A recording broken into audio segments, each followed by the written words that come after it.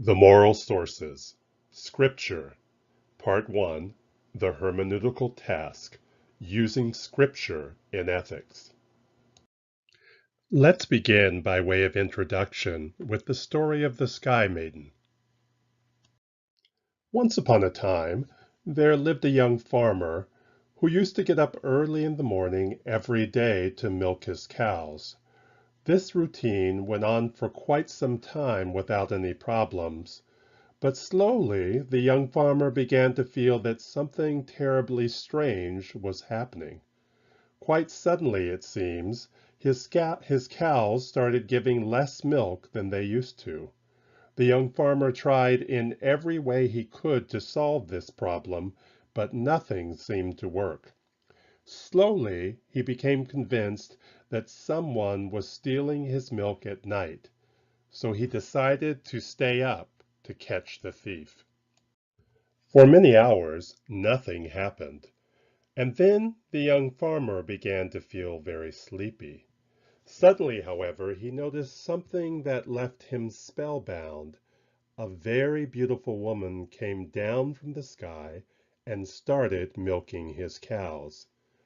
The young farmer tried to stir himself, but he was still too amazed to act. Then, however, his anger took over, and the young farmer managed to sneak up and catch the thief before she could escape. The young farmer demanded to know who she was and why she was stealing his milk. She told them that she was a Sky Maiden, that she belonged to a tribe that lived among the stars, and that milk was their only food. She also pleaded for him to let her go. The young farmer told her, "I'll let you go, but only if you promise to marry me." "I'll marry you," she said, "but you need to give me a few days so that I can go back home, say good-bye to my family and village, and bring back some of my things." The young farmer readily agreed. So the Sky Maiden set out, and as promised returned after a few days. When she came back, she brought a large wooden box with her. "As I promised," she said, "I'll be your wife, but you must promise me just one thing, that you'll never open this box. You see, on the day that you open this box, I will have to leave you." Again, the farmer readily agreed, and the two of them were happily married. Many months passed. Then, one day while his wife was not in the house, our young farmer could not contain his curiosity any longer, and he opened the box. When he did, he was surprised to find that he couldn't see anything in the insides of the box. Now, when the Sky Maiden came back, she could sense that something was terribly wrong, and she asked him, "Did you open the box?" "I'm sorry," he said. "I did open the box, but there was nothing in it." The Sky Maiden became very sad and said, "I'm leaving. I can't live with you any more." "Why are you making such a big issue out of this?" the young farmer said. "I told you that the box was empty." "I'm not leaving you because you opened the box," the Sky Maiden replied. "I knew that you were likely to open it sooner or later. I'm leaving you because you said that there was nothing in the box. Actually, the box wasn't empty. It was filled with sky and light and air, everything that I hold precious. If you can't see all the things that I hold precious and dear, how can you really know me or love me?" And so sorrowfully, the Sky Maiden departed from the young farmer, ascended into the night sky, and returned to her people and the stars. The end. Welcome to the next section of Introduction to Christian Ethics. We began with the story of the Sky Maiden because, like the symbol of the Sankova bird, it reminds us that we must treasure the traditions and insights that have been handed down to us, even as we attempt to engage new moral difficulties, hopes, and understandings. To live in community, We, like the young farmer, must ultimately learn to see and value that which is most precious to others, lest we risk losing a precious and irreplaceable gift. The previous section of this course was primarily intended to provide you with a foundation for understanding the development of Western ethics in general. We began with Lawrence Kohlberg's theory of moral development. And then were introduced, both in lectures and class readings, to some of the leading figures and movements in the history of Western ethics. And finally, we turn to three major theoretical frameworks or modes of moral reasoning: deontological, teleological, and virtue ethics approaches. Starting with this section of the course, we'll be turning to what are often called the four sources of moral wisdom. These sources are regularly used in Christian ethics, particularly within the framework of mainline or liberal Protestant churches. These four sources can be identified as following: Scripture, reason, tradition, and experience. Though the hope is that these four sources will ultimately prove complementary to each other, as you'll see as we move through this section, they can also stand in creative tension or even conflict with one another. Scripture, properly defined, has to do with biblical themes, teachings, and insights that are regularly held up as authoritative teachings. Indeed, to refer to something as Scripture, no matter what your religious or spiritual path, is to acknowledge that this set of sacred texts carries an added measure of authority for you and others in your particular faith community. Reason, broadly speaking, has to do with the power of the human mind to think, form judgments, and arrive at logical conclusions. More narrowly, reason refers to the use of information gained from the biological, physical, or social sciences, or any other factually based discipline that can provide insights into human actions and behaviors. Tradition has to do with the collective theological teachings and wisdom handed down from one generation to the next of practicing believers. However, rather than thinking of Christian tradition as a uniform stream of moral insight, or revering every teaching simply because it's quote unquote old, we'll see that a proper understanding of Christian tradition views it more as a huge storehouse of religious teachings. Within this storehouse, individual teachings must be sorted through and examined in light of our understanding of Scripture and weighed against current moral wisdom and interpreted in light of our present-day context. Unfortunately, reliance on experience as a source of moral guidance has traditionally been denigrated and repressed within certain Christian communities.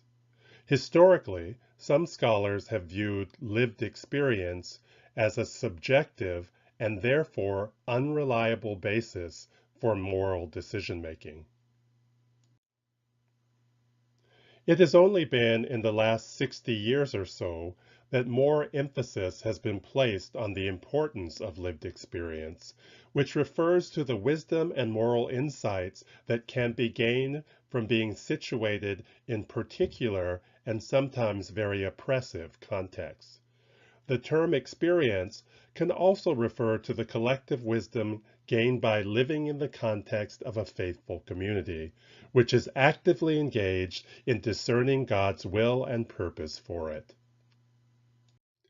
After a number of years of being questioned by some very perceptive students of ethics, I've concluded that there is yet one more generally unspoken source of moral guidance that deserves mention here.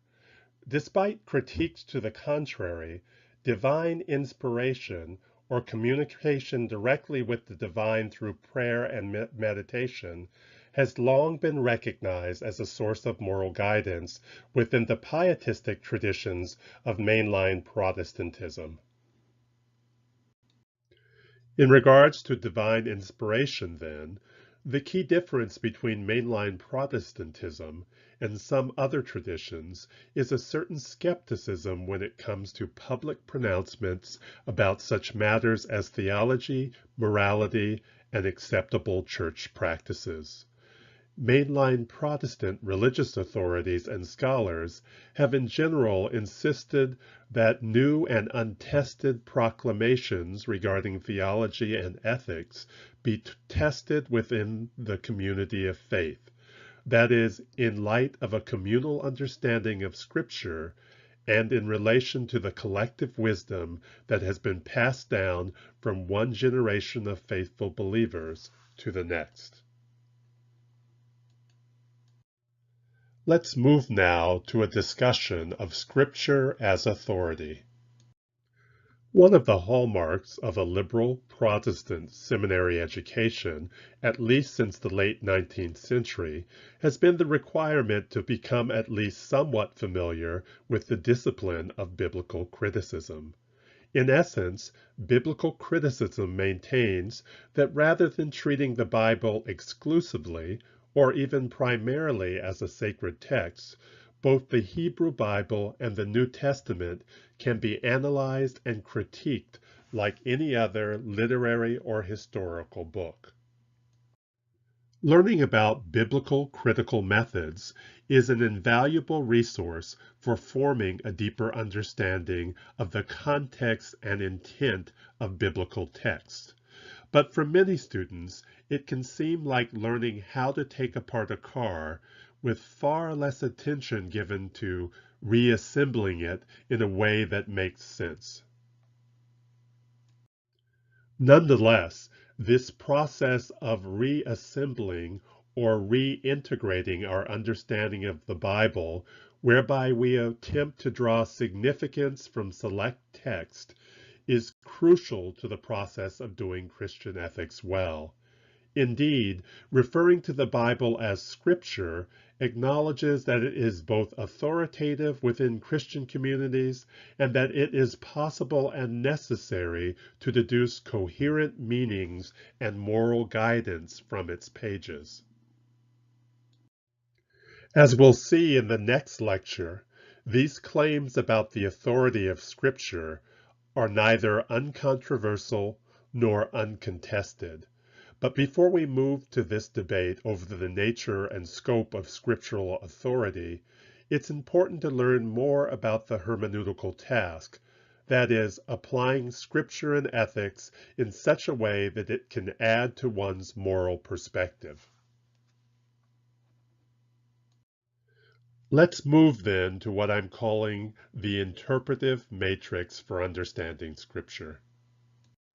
While biblical literalists might argue that all that is required to understand Scripture is simply to read it, this approach in reality is far too simplistic. It doesn't take seriously the reality that every person engages to some degree in the hermeneutical task, that is, working to actively interpret what one reads in Scripture.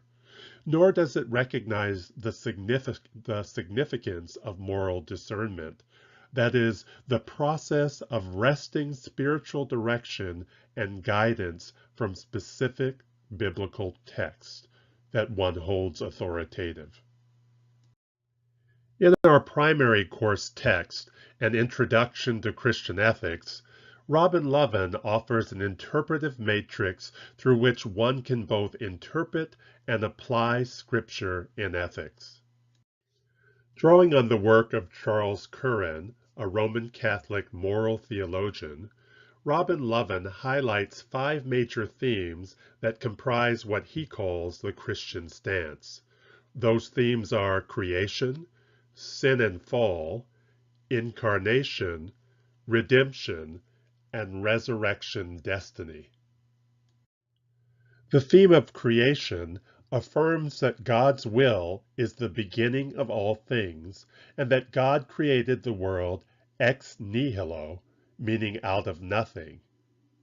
This means that the creation of the world proceeds out of and partakes of God's basic goodness. The themes of sin and fall represent biblical writers' attempt to explain how evil enters into a world originally created out of God's goodness.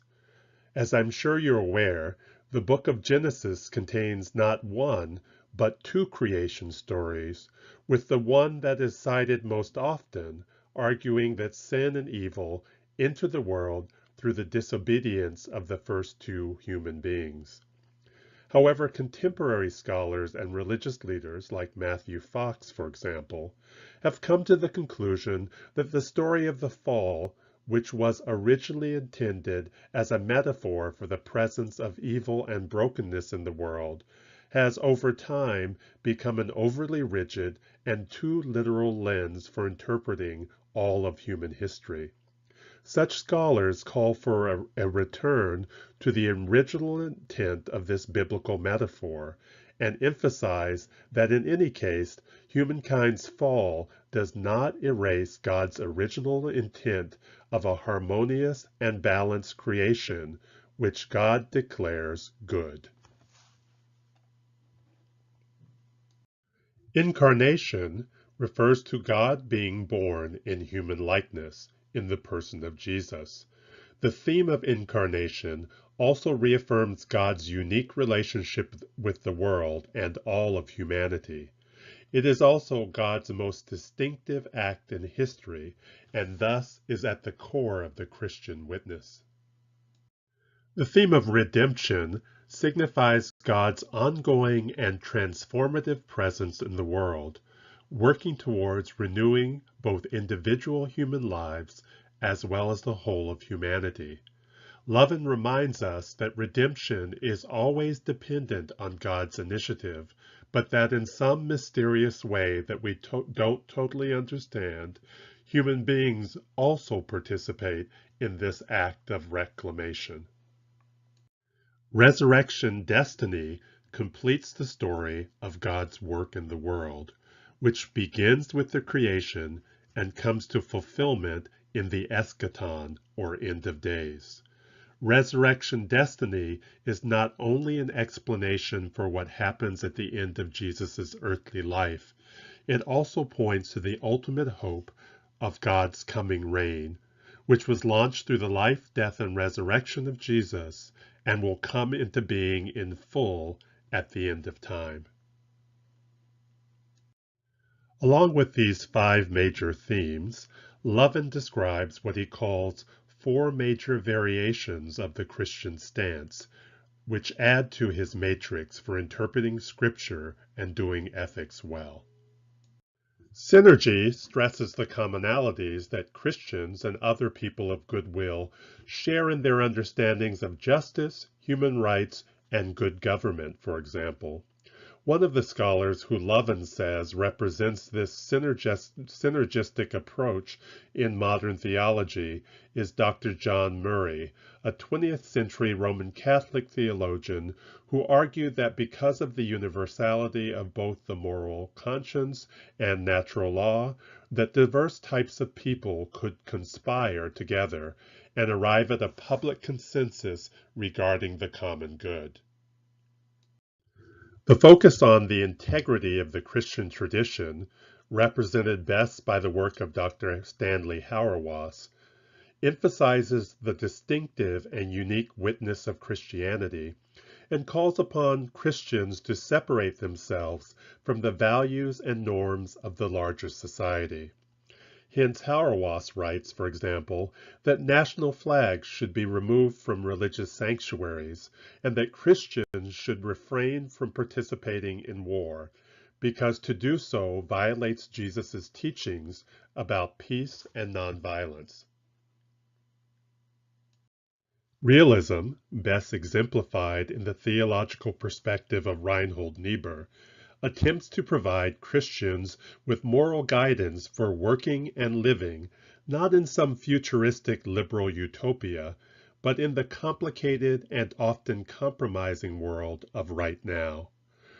Through his Christian realism, Niebuhr describes human beings as bearers of the imago Dei, or image of God, but also as fallen creatures who are susceptible to sin, capable of violence, and driven by what he calls the will to power, that is, the need to dominate other human beings and indeed all of God's creation. Finally, the focus on liberation argues that the central message of Christianity is a call to freedom and redemption from the social, political, economic, and psychological forms of oppression that are pervasive in the modern world.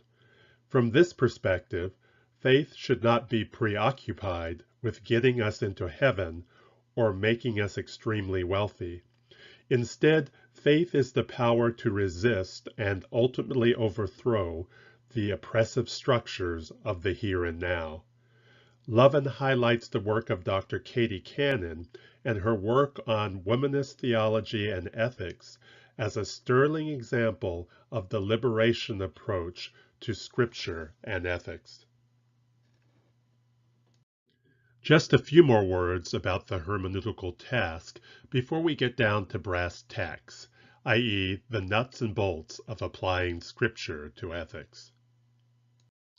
We've spent quite a bit of time going through Lovin's interpretive matrix because, taken together, his emphasis on identifying major biblical themes and his delineation of the various approaches within the Christian stance provide a solid foundation for engaging in the task of biblical hermeneutics, or interpretation. Remember, self-awareness is a fairly big deal in ethics, so if we can become more cognizant of our own assumptions about and approaches to Scripture, we'll be far more perceptive about both the benefits and pitfalls of our usual approaches. For example, if we're prone to viewing theology and ethics primarily through the lens of liberation, we won't be surprised to find that the biblical themes and stories that most resonate with us focused on resisting and overcoming oppression. No one likes a one-note Charlie.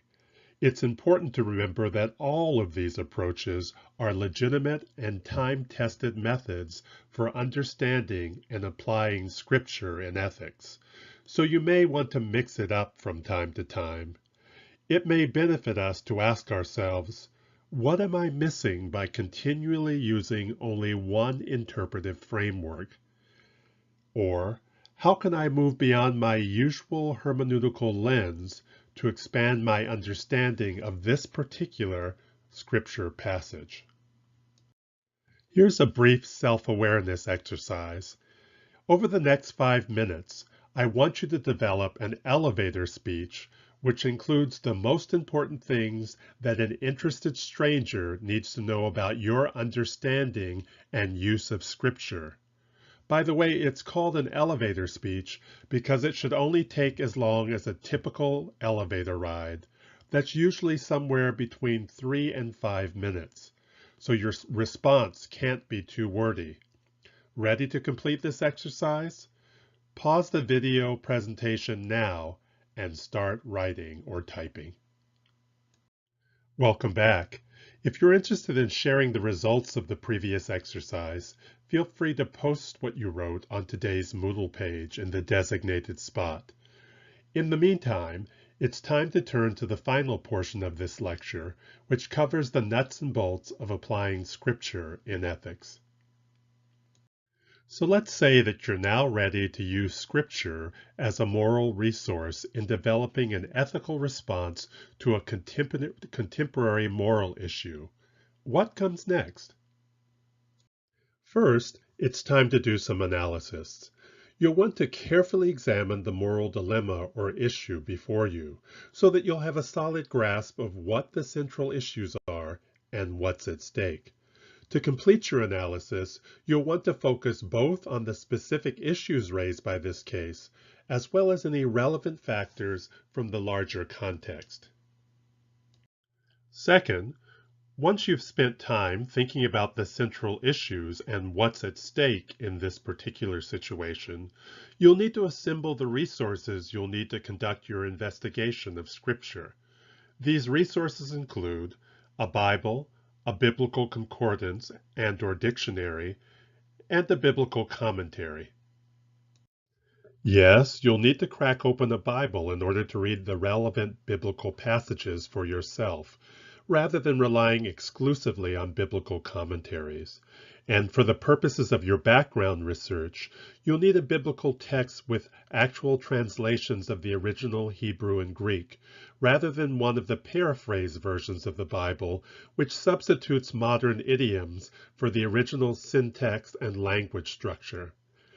The New Revised Standard Bible, pictured here, is both widely accepted and widely used.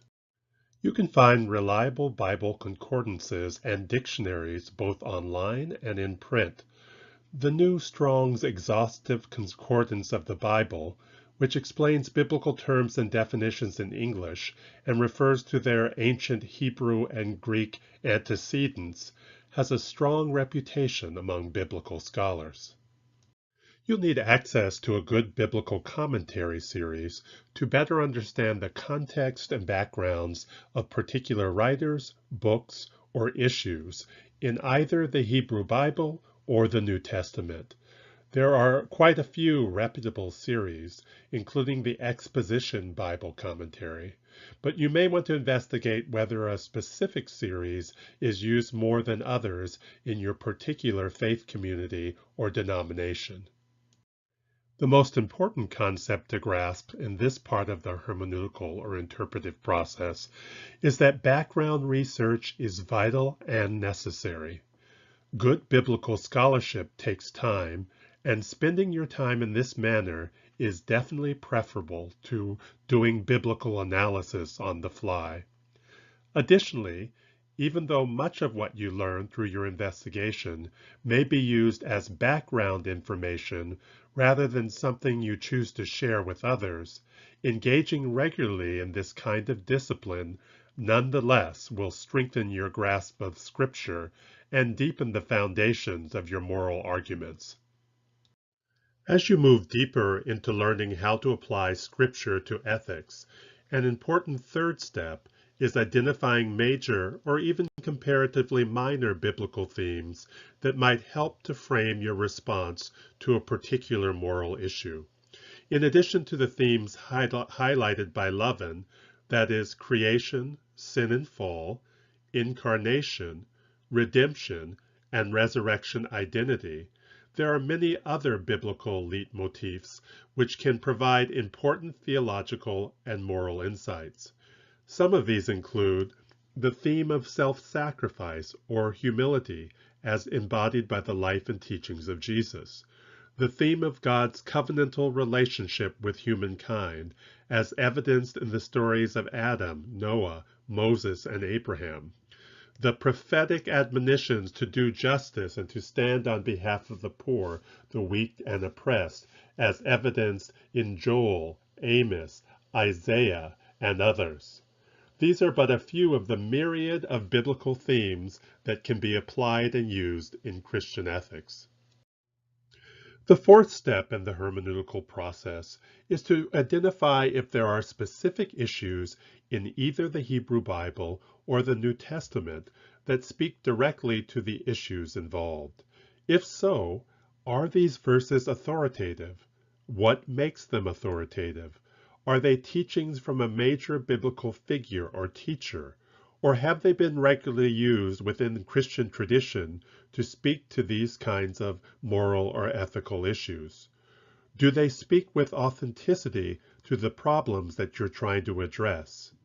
These are but some of the questions you want to ask as you attempt to apply specific scriptures directly to a particular moral issue. The list of important biblical themes that can be pressed into service as we attempt to apply Scripture in ethics is virtually unlimited. But what we want to avoid at all cost is proof texting. That is, the practice of using isolated, out-of-context scripture quotations to support one's own eisegesis. That's the attempt to substitute one's own intent for that of the biblical writer. The fifth and final step of the interpretive process entails the actual attempt to apply Scripture to a specific ethical or moral dilemma. While you're still in the learning stages of applying Scripture to ethics, I suggest that when the time comes, you treat this like a writing exercise. Begin by summing up what you've discovered through your investigation of biblical themes and specific biblical text. Be sure to discuss any voices in Scripture whose moral guidance might conflict with your response, and explain why you don't find those voices authoritative.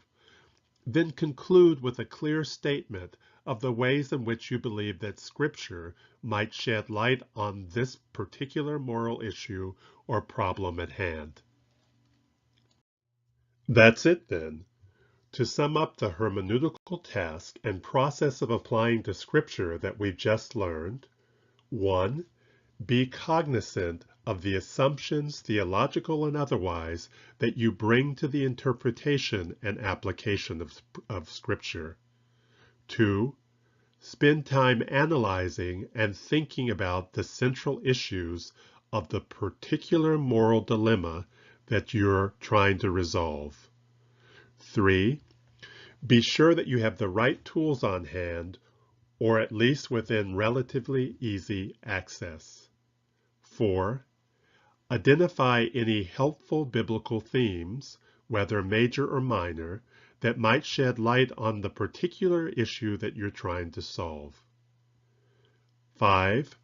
Investigate whether any biblical writers address this issue directly, and then spend a few moments thinking about why you consider these particular writers or biblical passages to be authoritative. 6. Avoid proof texting at all cost. After all, any fool can read his or her own words into the Bible. It's the wise one who learns to listen and discern the voice of the other.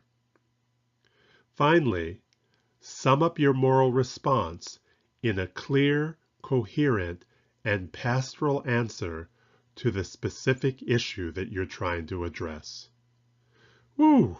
There you have it, the nuts and bolts of applying Scripture in ethics. In our next lecture, we'll look more deeply into the question of scriptural authority. But for now, just remember to breathe and count your blessings.